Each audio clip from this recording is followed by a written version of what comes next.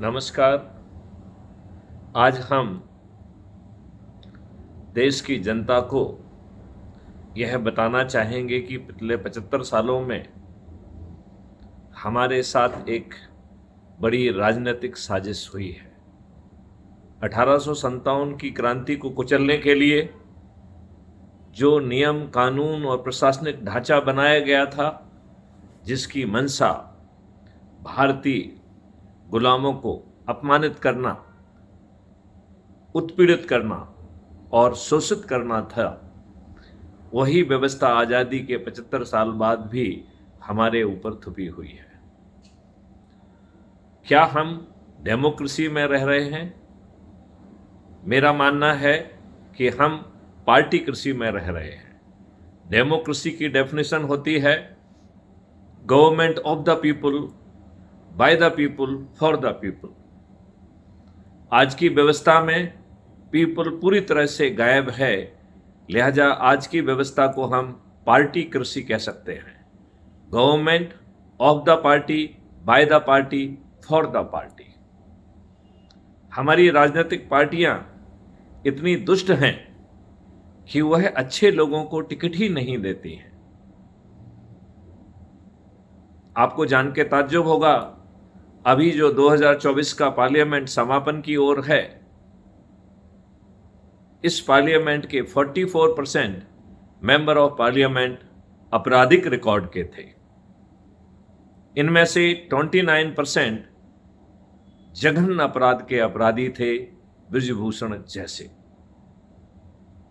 हत्या, डकैती, लूट, किडनैपिंग, बलात्कार जैसे अपराधों को घटित करने वाले यह हमारे राजनेता कैसे बने? इस देश में चपरासी जैसे छोटे पद के लिए आदमी को सचरित्र भी होना चाहिए, साक्षर भी होना चाहिए। यदि पुलिस एक नेगेटिव रिपोर्ट दे देती है तो चयन के बाद चपरासी जैसे छोटे पद के लिए भी आपको अपॉइंटमेंट लेटर नहीं मिलेगा। फिर हमारे कानून के निर्माता और अब हमारे भाग विधाता बन बैठे यह राजनेता अनपढ़, गवार, बाहुबली, दुष्चरित्र, महाबली और अपराधी क्यों? इस बारे में 3 PIL माननीय सुप्रीम कोर्ट में लगी। तीनों PIL को ग्राह्य किया गया।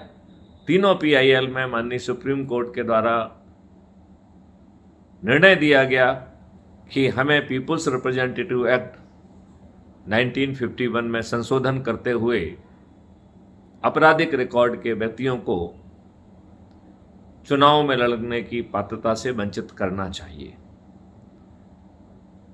आप में से बहुत सारे लोग यह भी कहेंगे कि जब तक फाइनल सजा नहीं होती है, किसी को अपराधी मानना उचित नहीं है। मैं आपकी इस धारणा से पूरी तरह से सहमत हूं, लेकिन यही लाभ हम एक छोटे से चपरासी को क्यों नहीं देना चाहते हैं? जब तक चपरासी को माननीय सुप्रीम कोर्ट दंडित ना कर दे, तब तक जो है उसे इनोसेंट माना जाए। विडंबना का विषय है कि यह महिमा मंडित, दुष्चरित्र, महाबली, आपराधिक चरित्र के लोग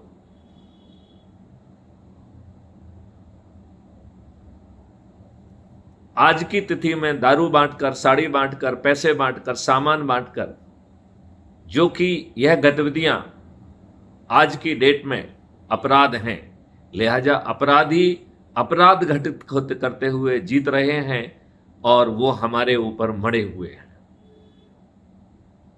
अब समय आ गया है कि कानून में आमूल चूल परिवर्तन हो। नियम, कानून, प्रशासनिक व्यवस्था की मूल आत्मा बदले। हमारा सिस्टम पूरी तरह से पारदर्शी, अकाउंटेबल व संवेदनशील हो। विधिक व्यवस्था के तहत हमें अधिक से अधिक अकाउंटेबिलिटी लाने के लिए यदि व्यवस्था में बैठे लोग सही समय पर सही निर्णय नहीं लेते हैं तो उन्हें लाखों में हर्जाना देने का विधिक प्रावधान किया जाएगा।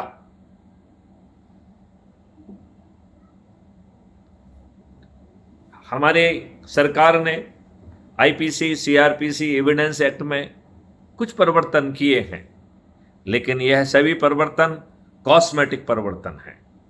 इसमें हमारी व्यवस्था की आत्मा नहीं बदली है। यह आत्मा बदलना बहुत आवश्यक है। यह आत्मा क्या है? संज्ञेय असंज्ञेय सिविल ऑफेंस में अंतर समाप्त होगा।